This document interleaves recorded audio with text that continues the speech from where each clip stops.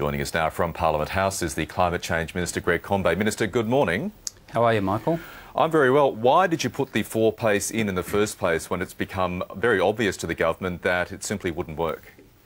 Well, we said when we were indicating that we'd introduce a floor price that we would consult with the business community, and we also announced last year that we would enter into discussions about linking our emissions trading scheme with the European Union. Both of those processes have come to a conclusion. The business community raised concerns about the floor price. It was also an impediment in the linking arrangements with the European Union, and common sense told us that it would be best not to proceed with it. The important thing out of this, though, I think is being a bit missed in the commentary, and that is that our carbon price, once we move to an emissions trading scheme on the 1st of July 2015, will be the same as that across all of the European Union, plus several other countries, 30 countries in total, 530 million people, our second largest trading bloc, and that's a very important breakthrough. What are carbon price permits currently trading at in Europe, based on your understanding of that? Oh, they're around $10, just under $10 yesterday. So why should anybody believe the carbon price will meet the $29 per tonne that the government has budgeted for from 2015? Well, for a start, the long-term trend price for the European permits over the last 4 years has in fact coincidentally been around $23, and the price moves up and down. It's a market. Like many other things move up and down, exchange rates and interest rates. So once you get to a market price, it does move up and down. In Europe, it's been impacted quite seriously over the last 9 months, 10 months by the debt crisis in Europe, and you'd certainly hope and anticipate that over the course of the next 3 years those issues will be addressed and confidence will return to the European market. But in addition, the Europeans have put on the table proposals to support their carbon market that will have the effect of pushing up the price. And we are relying upon, I might add, Treasury forecasts. It's the organisation that does the modelling for the government of all forecasts that comprise our budget in total, and I think we're entitled to rely on that very comprehensive work. And they've indicated in 2015-16 a carbon price in the order of $29. You used a very important word there in that answer, Greg Combet, hope. I mean, the government's essentially taking a bet here that the carbon price will eventually reach anywhere close to that $29 figure that the Treasury has forecast, budgeted $9 billion worth of revenue on.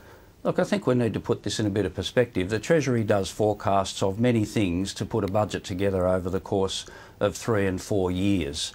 Carbon pricing is one of them, now that it has been introduced, but it's also got to be mindful of exchange rate movements. Do you know what they'll be 3 years or 4 years out? I think the Treasury might have a bit better history than either you or I commenting upon that. Interest rates, GDP rates, unemployment rates, company tax receipts, income tax receipts.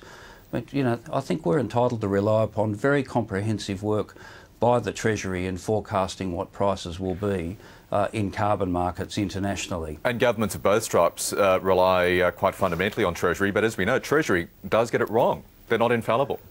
Well, let's take their performance in relation to the carbon price in its introduction. Of course, some forecasters, that renowned forecaster Tony Abbott, indicated plague and pestilence and doom and gloom and the collapse of whole regions and cities and industries, and hundreds of thousands of jobs would be gone and price increases would be unimaginable. And of course it's all garbage, complete rubbish, totally deceitful. And the Treasury's actually got it right, surprisingly, out of all of that. The Treasury predicted it'd be pretty modest price impact, which it is, and we designed tax cuts, increases in the pension, increases in family tax benefits to ensure that those price impacts are covered for the overwhelming majority of people. And in fact, millions of people are now better off that we have implemented the carbon price arrangements and the tax cuts and pension increases. So I think you can test it by real world experience, lived experience, and the Treasury looks pretty good. OK, the Greens leader, Christine Milne, as you may know, is even forecasting a carbon price as high as $50 by 2015. Is that sort of forecast based on any semblance of reality? Well, I didn't hear specifically what she said, but I think she was making the observation that in the past the European price had reached $50 a tonne. That was pre the financial crisis. Yes, it was, over the last couple of years. So that I think she's just making the point that I'm trying to make, that it is a market. We will be linking with the European Emissions Trading Scheme, which is the largest carbon market in the world, as I said earlier, covering 530 million, 30 countries, 530 million people, 30 countries. It's a big carbon market, and linking with that is a major breakthrough in international efforts to tackle climate change and reduce greenhouse gas emissions. And in this debate, we don't want to lose sight of the important purpose for doing this. And finally, Greg Combet, we had that opinion poll at the start of the week showing that 54% of Australians said the carbon tax, the carbon price made absolutely no difference to them at all. But on the other hand, it's also safe to assume that most Australians haven't got the power bill that covers the full extent of the carbon price and the forecast 10% rise in power prices. Do you expect voters' views will change when those power bills with the carbon tax imposed start flooding into people's letterboxes? Well, here you go. The Treasury modelling has proved to be entirely accurate about the electricity price impact. Again, another reason why we can rely upon it. And of course, we've implemented the tax cuts and pension increases I mentioned earlier, which have an average level of cash assistance going to households in Australia of $10.10 a week, and people are receiving that assistance now. Some people are receiving their electricity But the question bills. I was asking is, do you still expect there'll be that level of indifference once the carbon price rolls out?